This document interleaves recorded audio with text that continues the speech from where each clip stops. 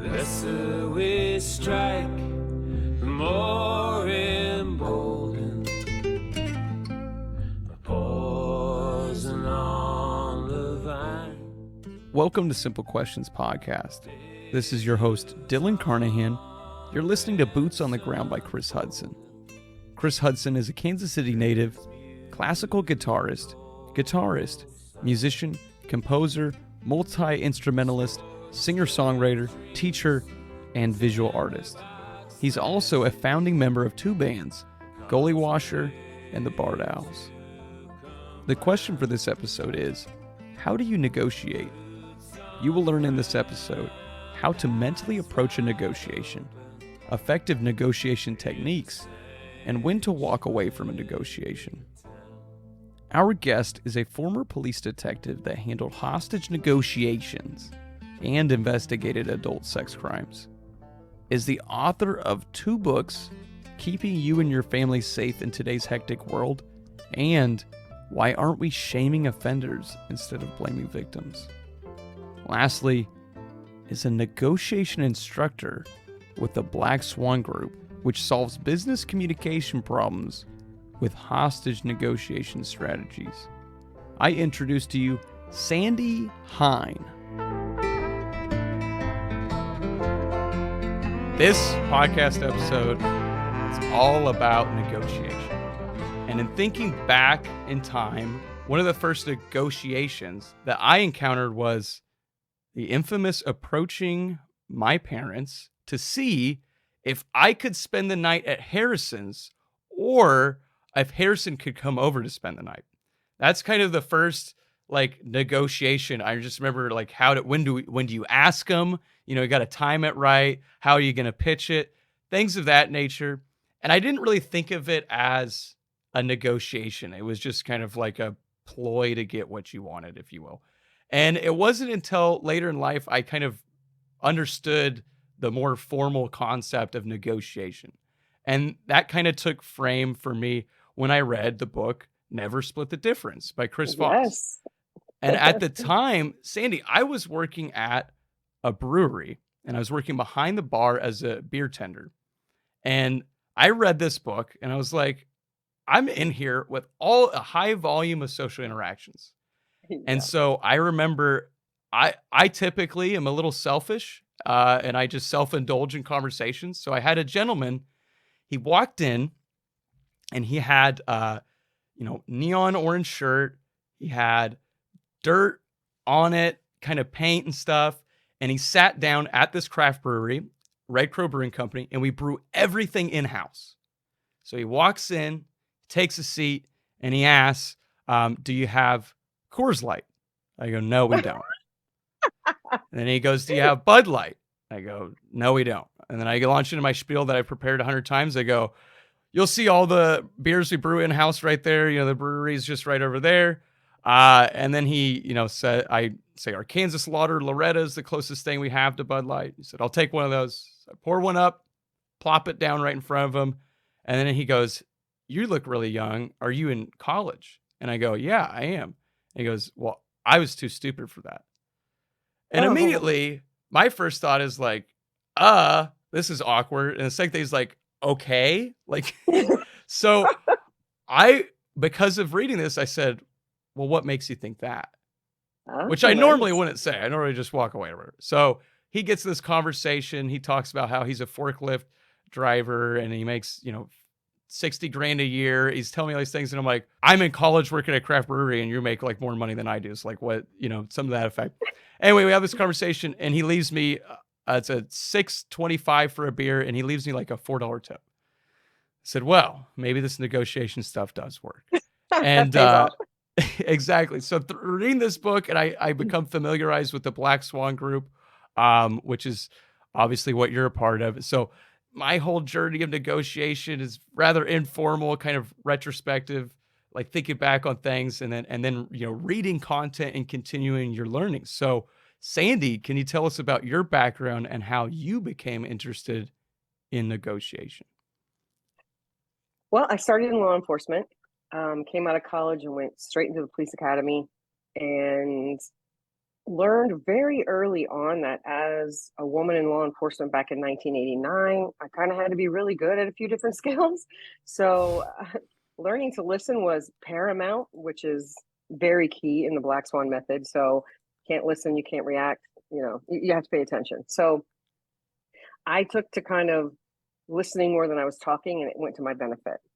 And so then in my career, when I realized, hey, you know what? I think I want to go for this hostage negotiations team thing. This seems pretty cool. Because I like talking. I like figuring out what's the right thing to say and what's not the right thing to say. I kind of like pushing people's buttons. So I thought, well, maybe I should rein that in a little and learn a little better how to communicate without always pushing someone's buttons.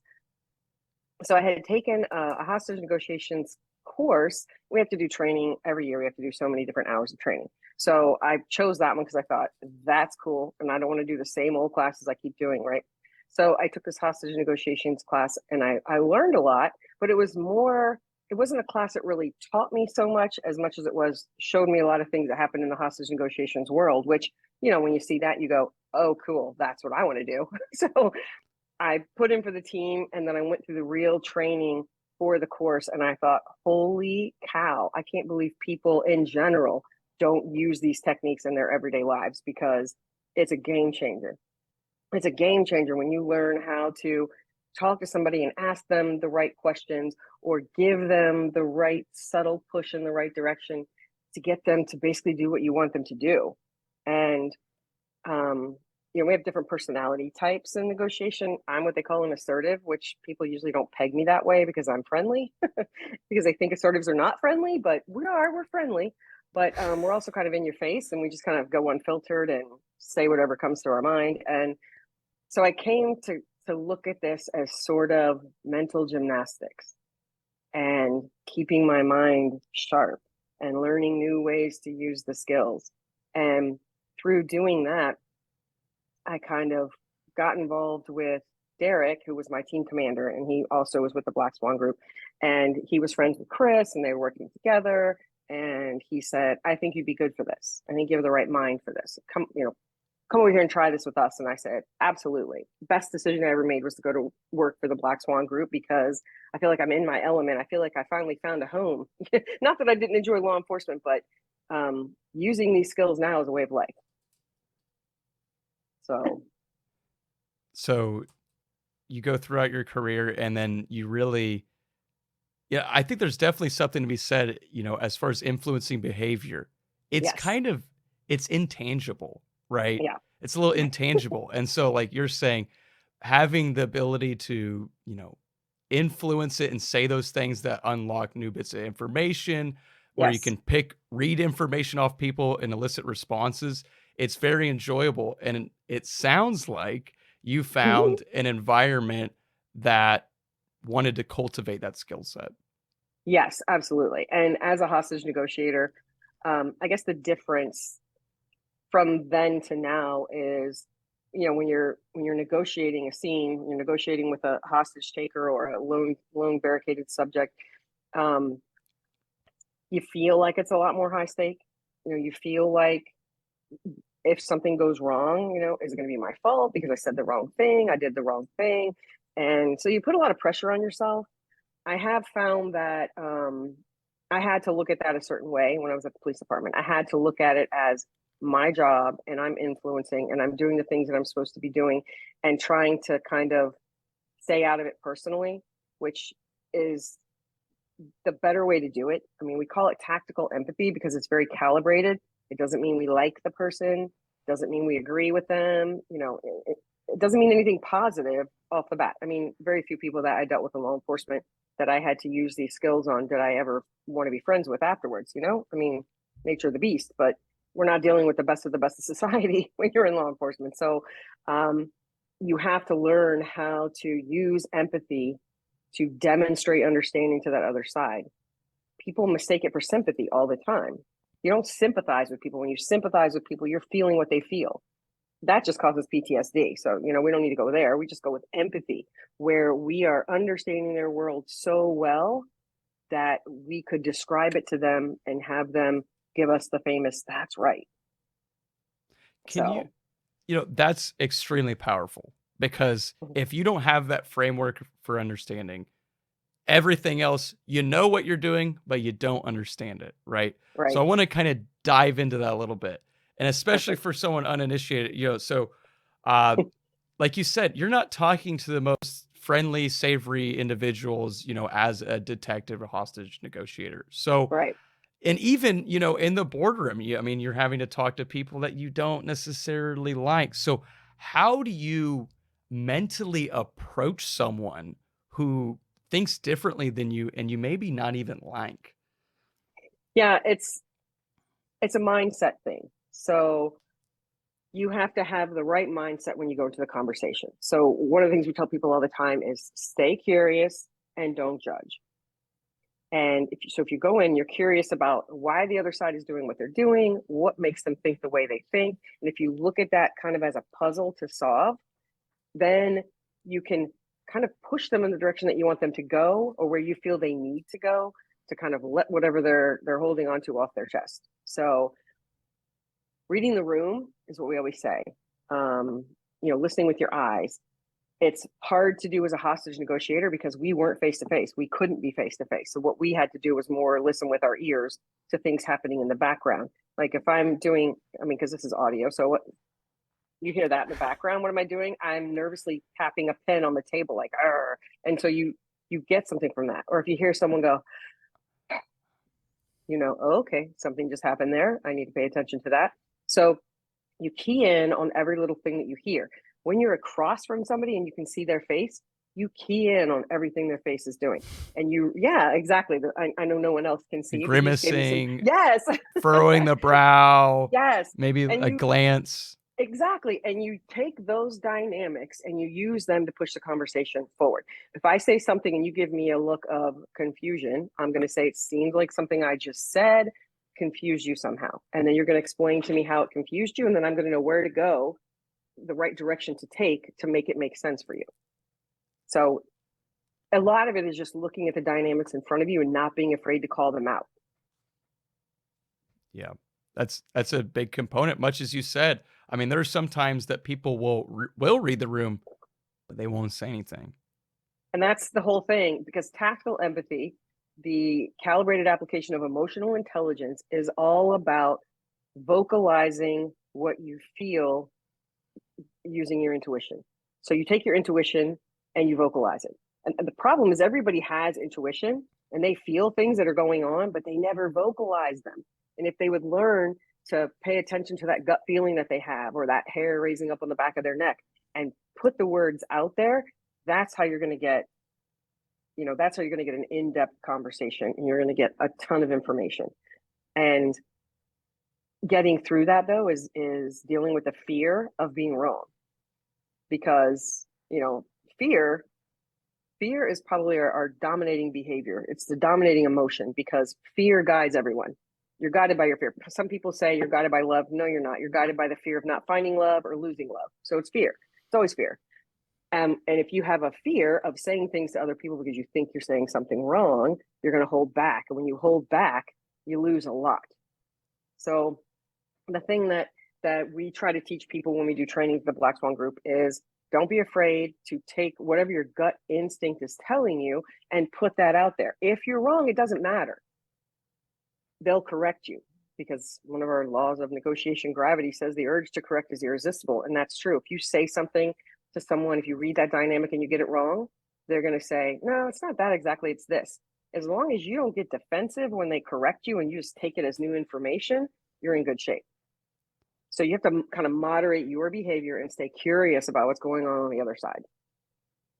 Yeah, that's powerful, right? Because a lot of times when someone corrects you, like you first off, you get defensive. Second off, your ego's immediately hurt. I think a Oh, lot of yeah. people, right?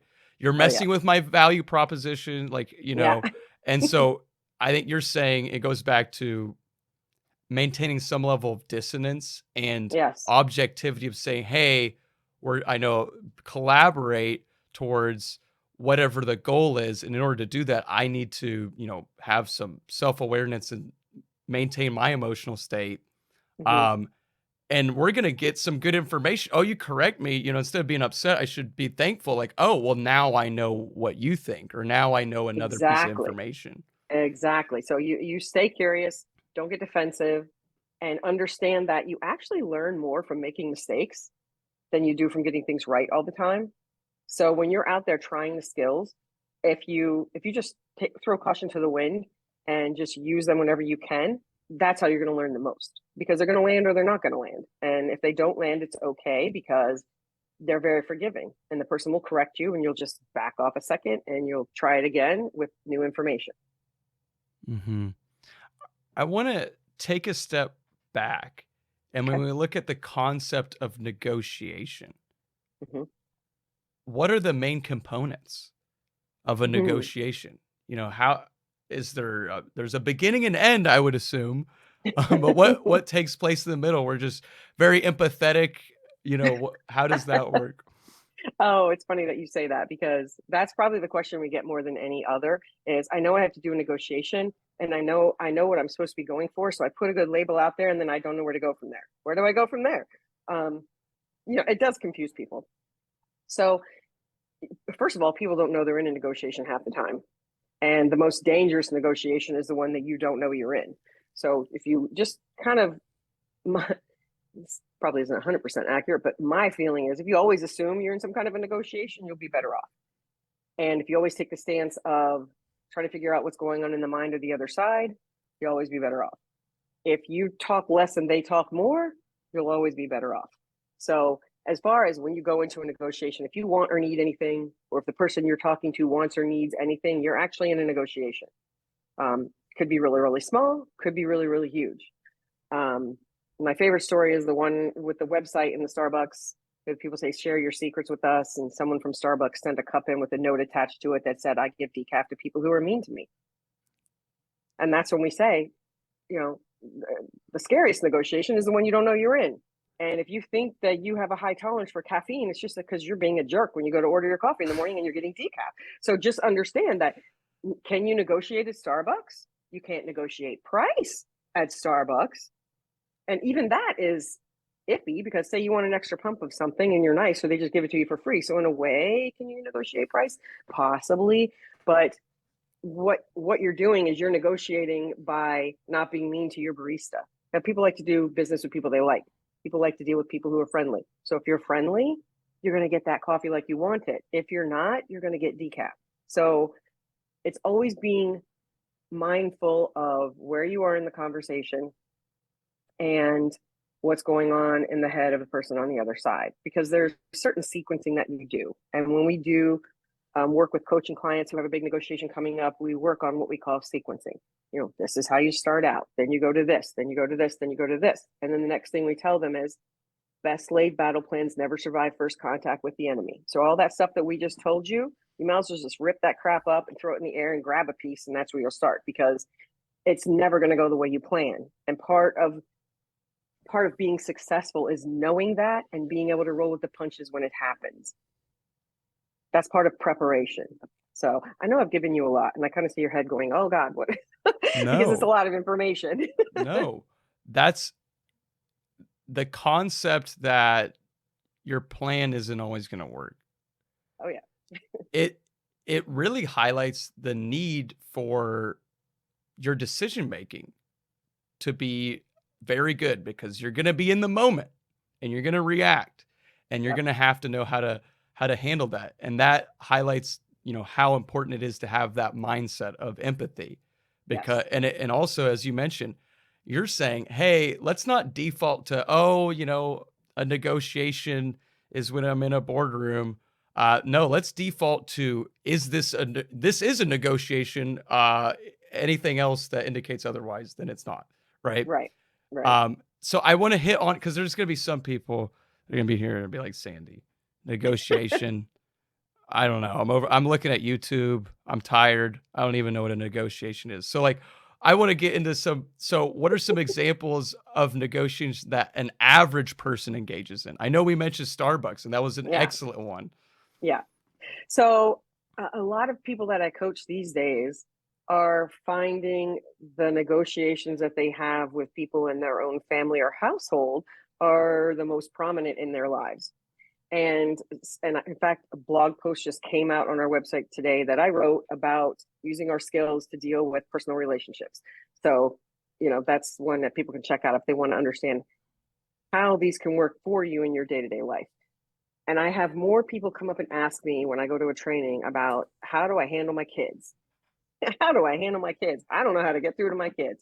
And there are a lot of different things we can say about that. One is, if they're anywhere between the ages of 12 and 18, don't bother asking them direct questions, because one, they know everything. They don't need you to give them help or advice, because they're at that age where they're all knowing, right? They're omnipotent. So don't ask them questions. They'll feel interrogated. They'll feel like you're trying to get information out of them. They're trying to find themselves in the world. They need their own space, so they feel like you're just being nosy. Instead, do what we tell everybody to do: read the room. If you're at home and your teenager comes home from school and they come in slamming the door and throwing stuff around, the day probably didn't go very well.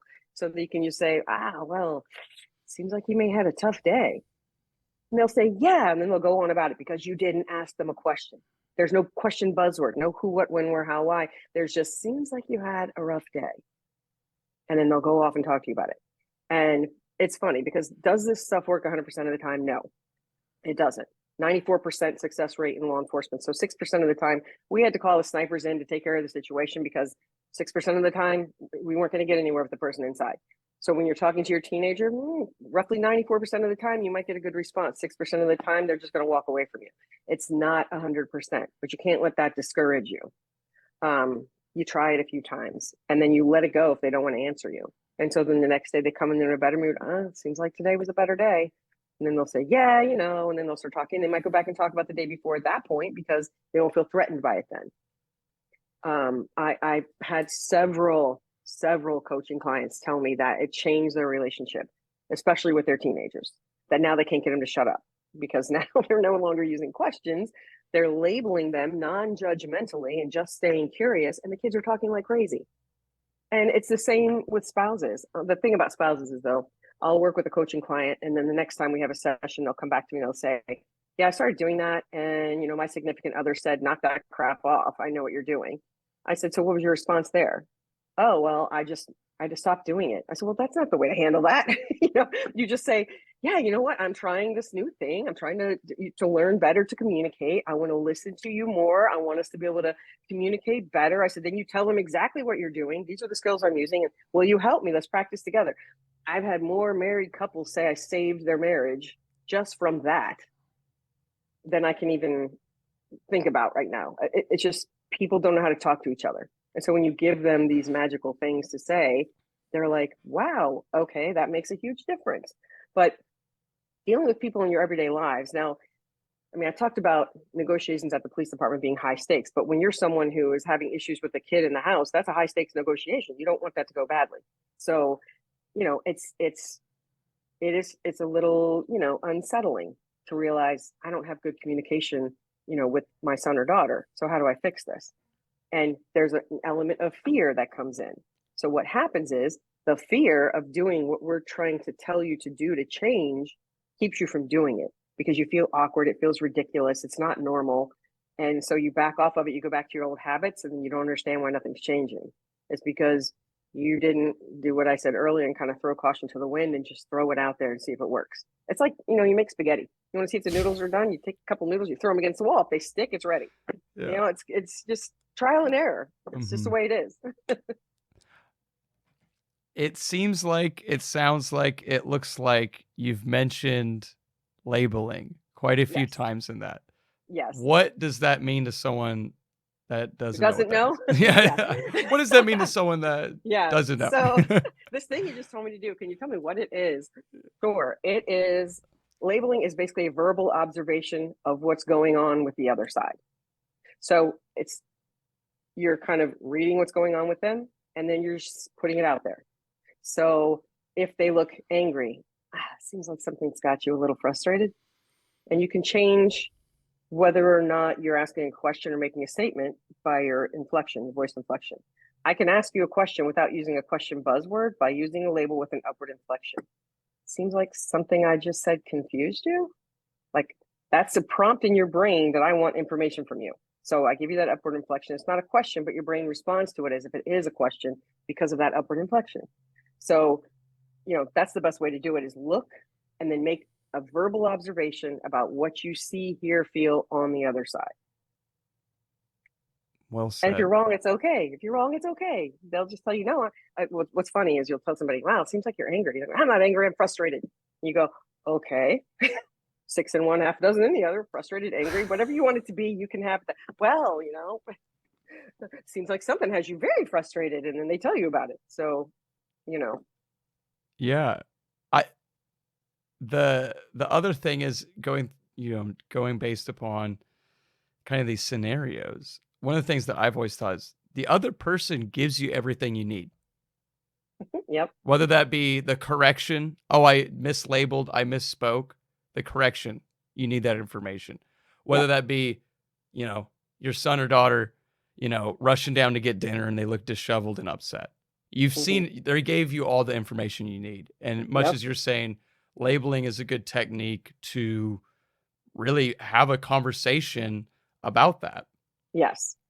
Without being intrusive, without coming off as you're interrogating them, you're making an observation and you're just saying it out loud. Because let's face it, when your kid comes down the stairs and they stomp into the kitchen, you're making an observation anyway. The difference here is you're actually saying it. You're you're vocalizing it. You're putting it out there to see what you get back. And don't be surprised if the first few times they kind of look at you like you're crazy. But if you keep trying, eventually they'll respond to that because they'll realize you're not asking them questions. I mean, you have to be, first of all, you have to be willing to put the work in because this stuff doesn't come naturally to a lot of people. And even in our group, there are skills that some people use that they like better than others. I happen to be a huge fan of mirrors. That's my favorite skill because mirrors are simple. I don't have to think much for a mirror. Whatever you say, I just mirror it. I either mirror it down, saying I understand, or I mirror it up, asking for more information. So mirrors are really, really simple. Now you can't keep mirroring because you're going to start to sound like a parrot. But, mirror 2 or 3 times with genuine interest, genuine curiosity about what's happening on the other side. And the response that you get is going to give you more information. And by the time you get a good amount of information, you can make a nice deep label about what's happening with them. And then they feel completely heard and understood, which are the 2 things people want more than anything in the world anyway. They feel heard and understood. Don't have to think much. Oh, nice. Good, because you didn't go over 5 words. 3 to 5 words, top for a mirror. But yeah, you don't have to think much with a mirror because if people really to use any of these skills, you don't have to think too much because people are giving you everything you need. You just have to relax and soak it in and let your intuition tell you what to point out. Yeah. Again, you're playing off the information you're given. So yeah, you got labeling, right? Labeling emotions. You have mirroring, so repetition of 3 to 5 keywords that the other person says. Yep. What are some other effective techniques that you can use when negotiating or frankly communicating with people? Yeah. Dynamic silence. Because the problem I see with a lot of people when they first start using our skills is they just start slamming the skills out there one after another. Here's a mirror, here's a label, another mirror, another label, and the other side's getting put through the ringer because they're trying to keep up with you, right? When you use one of our skills, you should always pause for a few seconds afterwards before you do anything else because you have to let their brain kind of catch on to what you've said and then process it before they can give you a response. So, and believe it or not, dynamic silence should be the easiest skill in our skill set, and it's actually the hardest for most people because you have it in your head. You just want to keep putting it out there. You want to keep going. And so you have to make this conscious effort to put this pause in the conversation. And it's really hard, but it's important. Use the nice, you've used a lot of skills since we got on here. You've been doing some labels and a couple calibrated questions. Pretty good use of the skills there. Thank you. So one of the things that's easiest for people to learn usually right off the bat is to stop asking questions that you're pushing for a yes. If you're trying to get a yes answer out of someone, flip the words around just a little bit so that they can say no instead of yes, but it means yes for you. Because pushing people for a yes makes them feel trapped, makes them feel like they're making a commitment, makes them feel like they're not sure what to say because Are you tricking them? Are you putting something on them? Or are you pushing them so hard? It just gives a bad feeling. So instead, allow them to say no, but it means yes for you, because I mean, let's face it, one of the first words people learn to say when they're babies is no, right? I mean, anybody that's had anybody close to 2 years old, all they know is no, no, no, no. It doesn't matter what it is. No, it's no. So everyone likes to say no. They're protected. They feel safe. It saves their autonomy. So, and this is one of the biggest examples we give people, because it's the one that makes the most sense. When you call up somebody and you say, do you have a few minutes to talk? And the person, first of all, freezes because they go, and then all this stuff goes through their mind in like 0.2 seconds. Do I have a few minutes to talk? If I do, I don't want to talk to you. If I want to talk to you, I don't want to talk about what you want to talk about. All that goes through their head to the point that they're already frustrated now, and all you did was say one thing. So instead, call somebody up and say, hey, is now a bad time? Because they can say no, and then you get your conversation. Or if it is a bad time, that's fine. They can still say yes. They have the option of saying yes, but you're allowing them to say no. So if they say, yeah, actually it is kind of a bad time, they can say, can I call you back in 10 minutes, 5 minutes, whatever. Or you can say, okay, well, is it impossible for you to call me back whenever you do have a free moment? No oriented question. So, no, it's not impossible. Okay. So then you set up the call for later, but go for a no. There's so many things out there, especially in sales training, where they're doing this yes momentum and pushing for yes and getting to yes and all. Everybody wants yes, yes, yes, because we like to hear yes. We like to hear yes, it's good for us, but pushing the other side for yes is bad. So changing that is an important step. There's a couple things there. Firstly, so to role play, it'd be like, are you opposed to coming on the podcast? Right. Is it crazy to think you would come on virtually to speak with me? Things of that nature, right?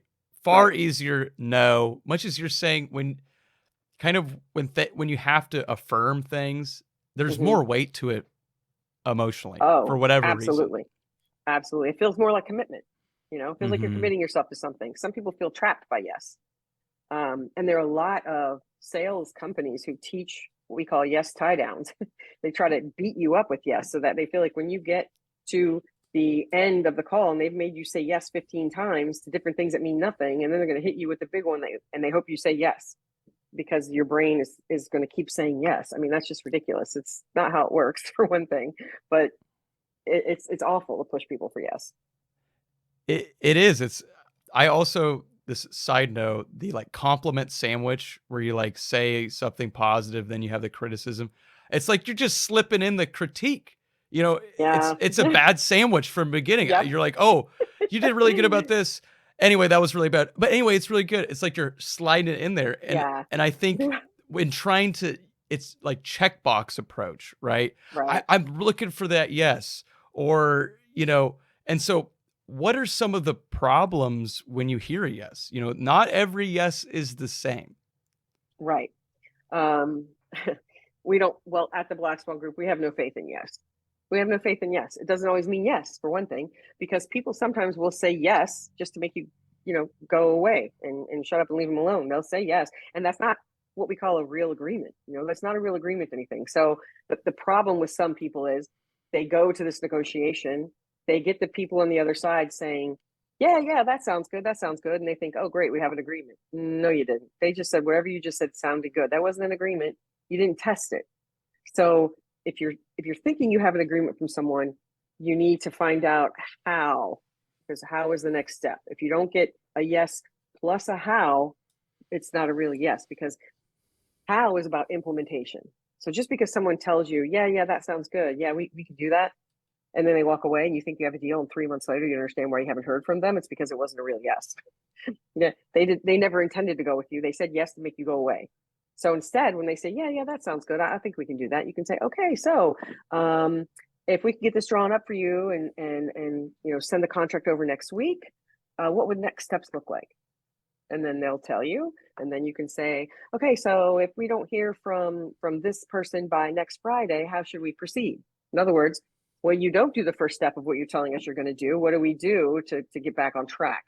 And there's nothing wrong with doing that. I think people feel like they don't want to push for that, but your tone of voice, and this is a real pet peeve for me, but your tone of voice is key in all of these interactions.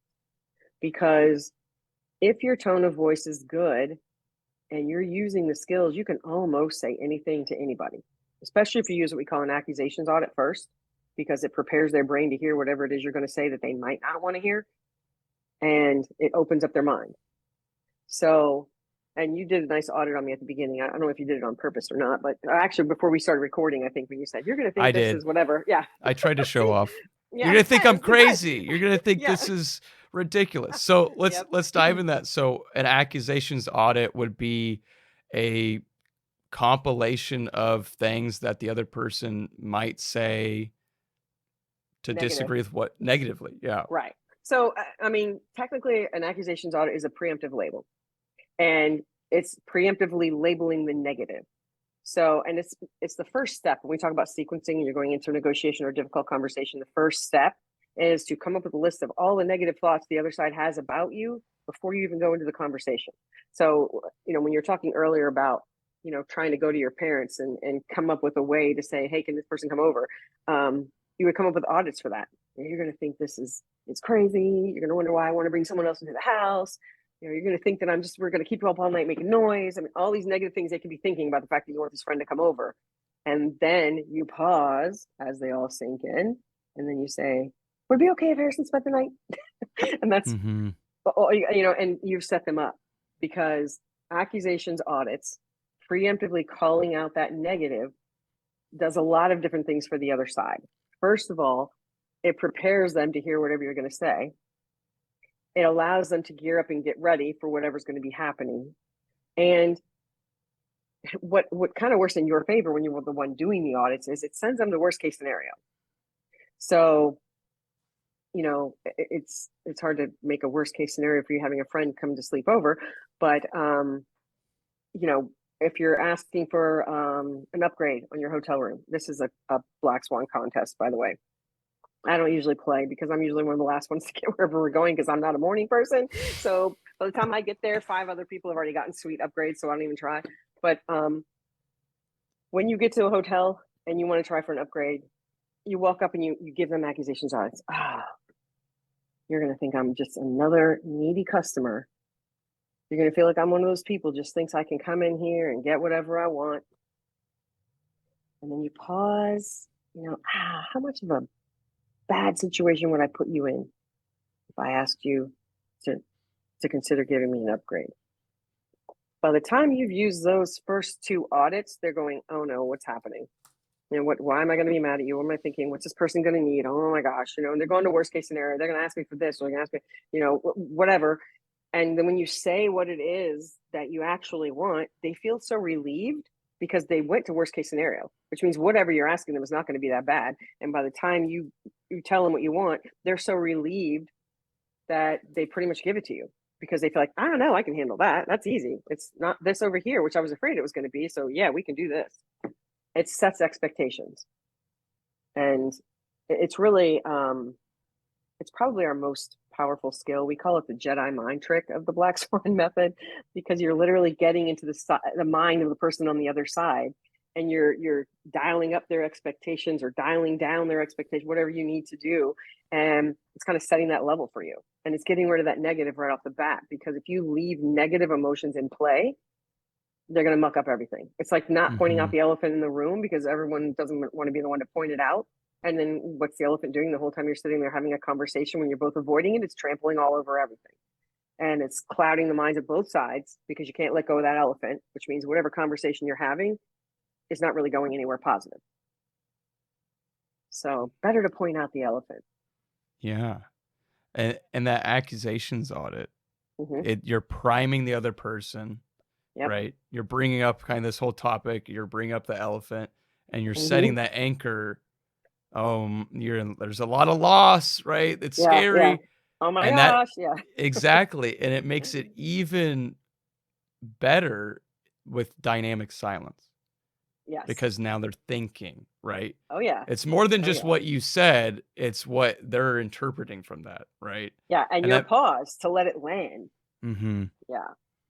You've got to give them a few seconds to let it hit home about, oh gosh, what is this customer going to want from me? And then, I mean, some people get a little a little colorful with it, and they'll say, you're probably not the person that can even help me with this. And that's like a challenge. That's like I know you can't even do this. Look at me asking to do something I know you're not even going to be able to do.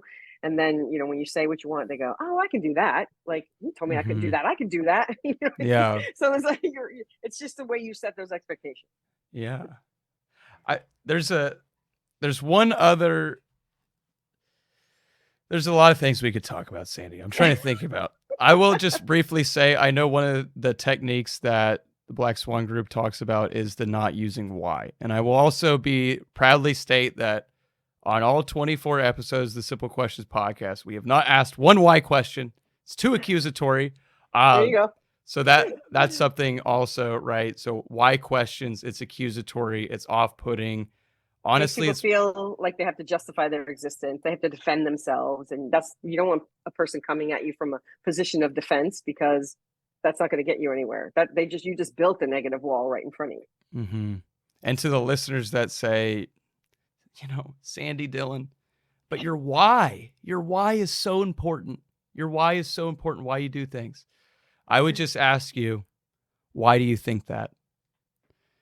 And that little bit of awkwardness you felt right there, it's exactly what you do to every single person when you ask them why. So stop doing it. Yes, exactly. A better way to say why, instead of saying, oh, why did you do this or why did you do that? You go back to my favorite label in the world. Seems like you have a reason for doing this, doing that, saying that, thinking that, feeling that, whatever it is. Seems like you have a reason for it. That's another way to say why without the word why coming out of your mouth. Mm-hmm. It seems like you have a reason for doing this way. And it's kind of like, I'm interested in what that reason is. It's kind of what that tone of voice was. So just better ways to say it. There's only one time that why is appropriate, and it's when you're looking for what we call proof of life of the deal, essentially. Why you're going into a negotiation.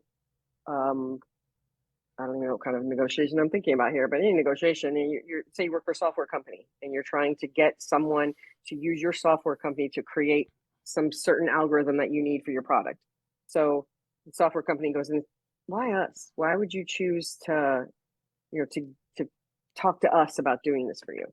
Because what you're doing there is, two things really. You're finding out if you're the fool or the favorite in the game. And if they're picking you, if you know that they like you, they're going to speak your value proposition. It's going to come out of their mouths, which you can't do better than that. So they're going to say, we heard that you were great because we know so-and-so at this company and they said you did this for them. And what better way to get your company at the top of the list to get that job is by having them say how wonderful you are. Because then later on in the conversation, if they don't like something that you're doing, they're going to have a hard time saying that because they already told you how wonderful you are. And people don't like to contradict themselves.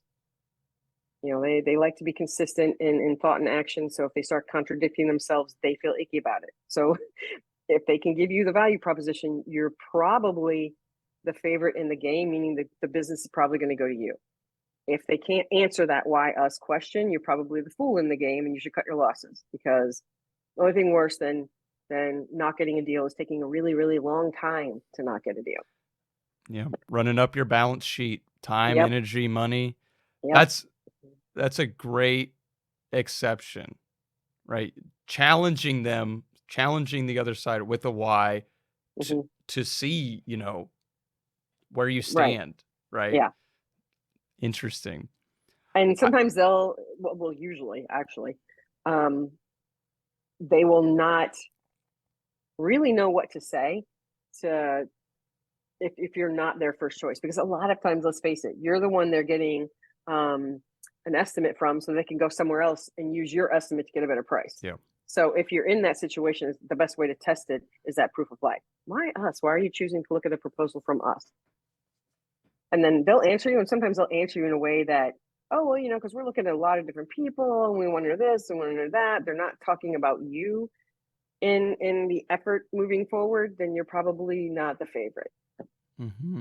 You're just running up the price, or being pitted against someone else. You're helping them pick someone else, essentially. So, okay, we're across from one another. This is there's a couple questions I have here. Okay, we'll go with this one. How do you approach another skilled negotiator? It's the best negotiation you will ever have, because they understand what's going on. You understand what's going on. You're in a collaborative mindset. Using tactical empathy is trying to get a trust-based influence, which means we're influencing, not manipulating.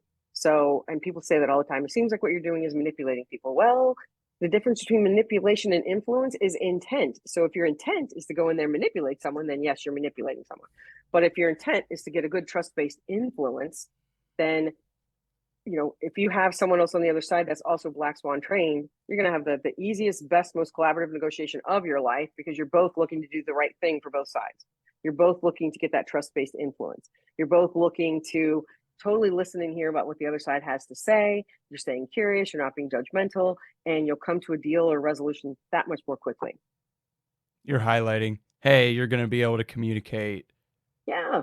you know, Yeah. a lot more, a lot Yeah. better. So, I mean, okay. there's a reason why at the Black Swan Group, we use these skills on each other all the time. It's how we communicate. It's how we talk.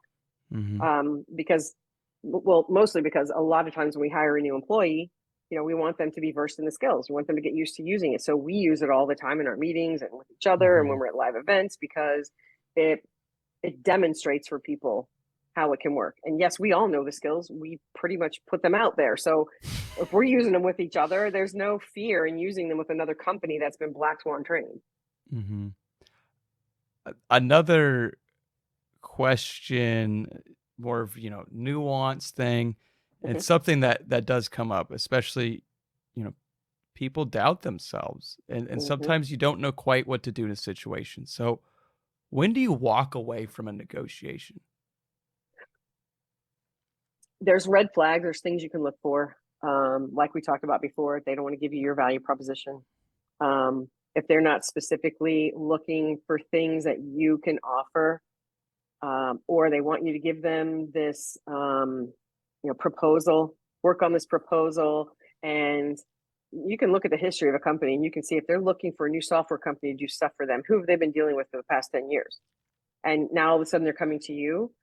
What's going on with the company that they normally use? So the company that they normally use starting to charge them more money, so they want to go back at them with something else. And so are you going to spend 2 weeks putting this proposal, this hour-long proposal together, when you know that you don't have a shot of getting that business? You know, there are tests you can do. If somebody sends you an email basically saying, hey, we're looking for this, this, and this, you can send back something that says, so it seems like you have an idea of how you'd like to see this go. And then they'll tell you what that is. If that idea doesn't involve you or things you can do, you're not the favorite in the game. And that's when you cut your losses. Because if you have to keep hounding after someone when they're trying to get you to do work for them, because that, you know, you're working on money, or you have 5 other people that you're competing against, you're not getting the time or the effort or the responses from them, you're probably in a losing game there. And your time is much better spent looking for someone who wants to choose you, instead of trying to fight against another, you know, entity that is probably higher up on the list than you are. So there's just little things you can do, little things you can say, to kind of test the waters. And a lot of them all come back to just labels. Well, you know, it seems like we're one of the top 2 that you're looking at. That's a good one, because if they're looking at 5 different companies, and especially if you're dealing with procurement, you're looking at 5 different companies, you know, they just want proposals because procurement's going to beat you up to get the best deal. So if you're 5 people, and you know, typically in your space, they get 5 proposals. When you're talking to that person who's collecting the proposals, you can say, so it seems like we may be in the top 2 of who you're deciding upon. If they go, well, they can't really answer you, boom, that's a red flag. But the problem is people get so stuck on, I'm going to get this deal, this is a good company, I'm going to get this deal, that they don't let it go. And then at the end, they look back and they go, you know what, I never had that deal.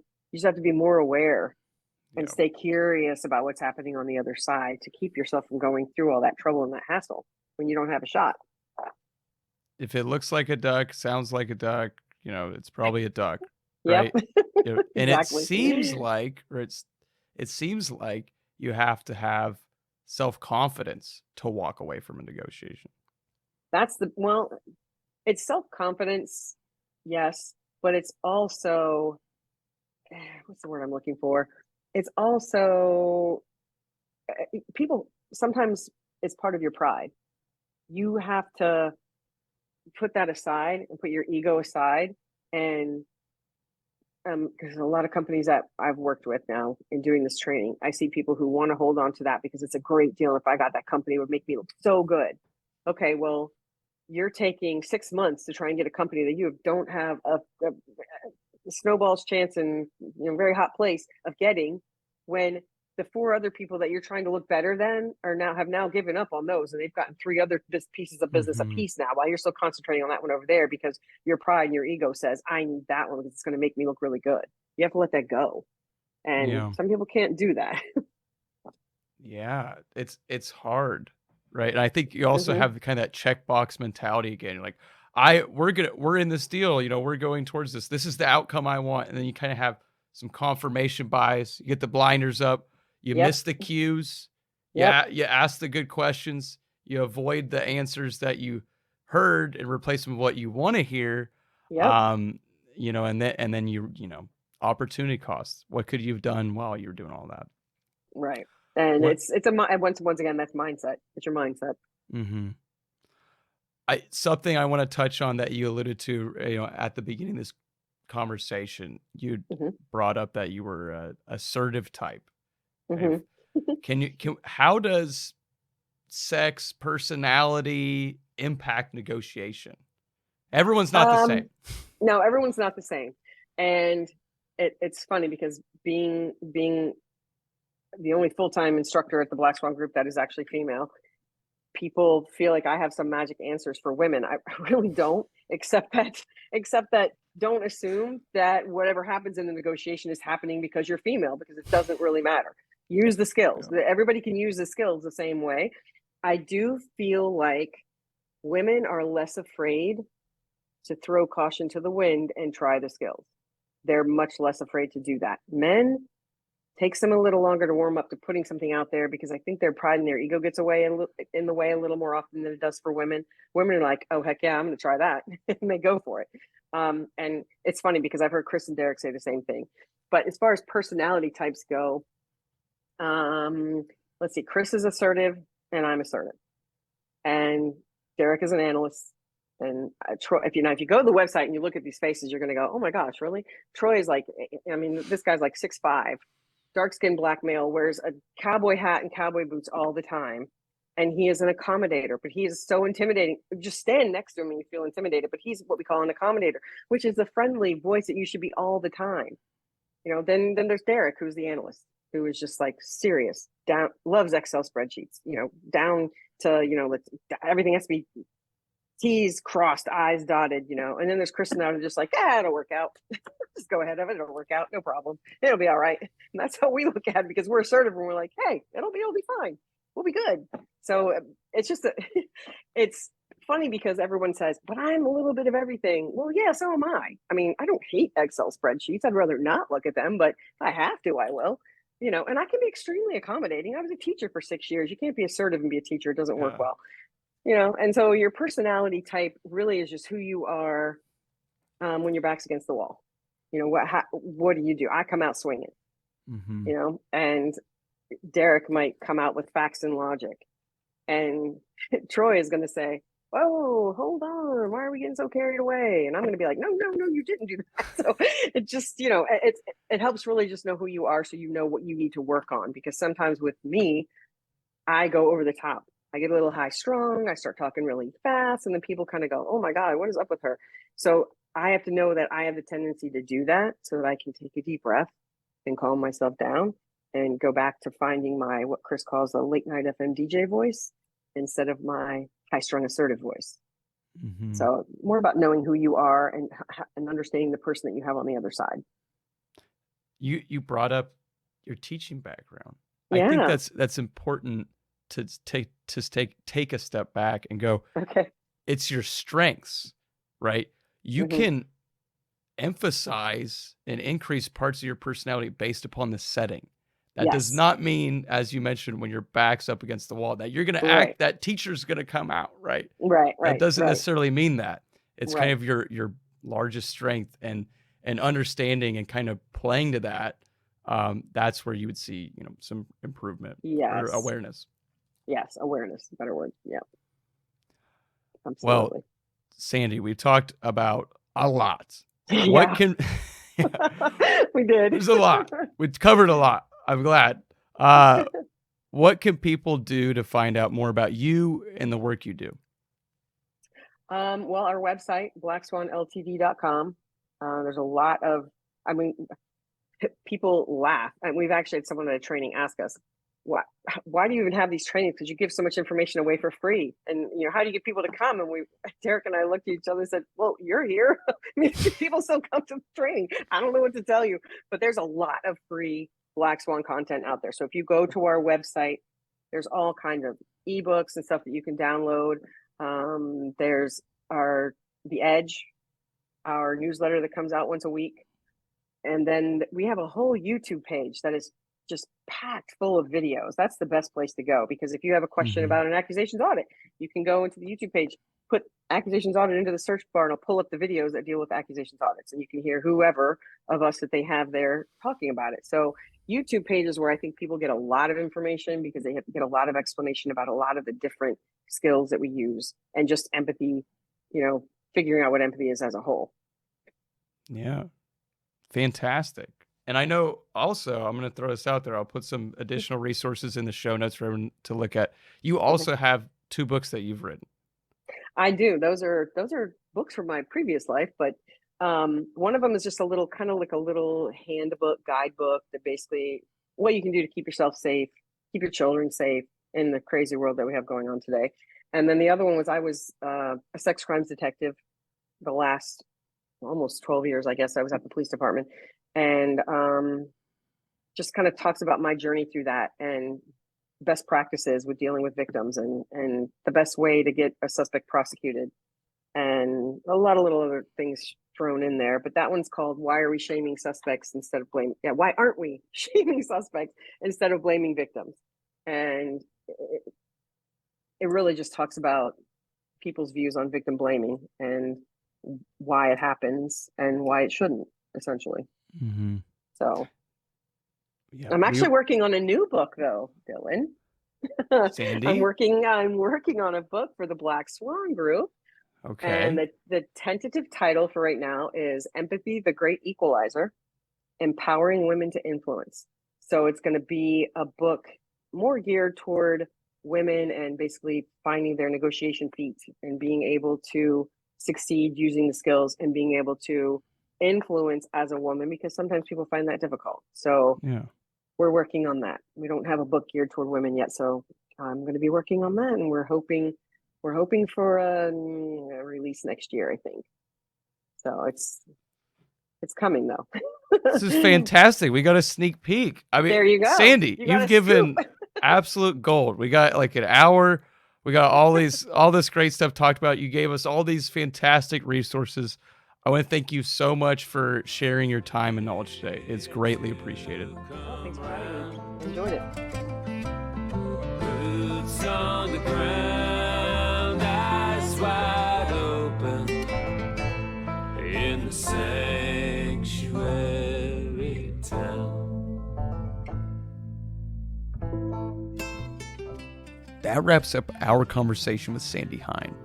We talked about the components of a negotiation, what it's like approaching another skilled negotiator, and how sex and personality impact negotiation.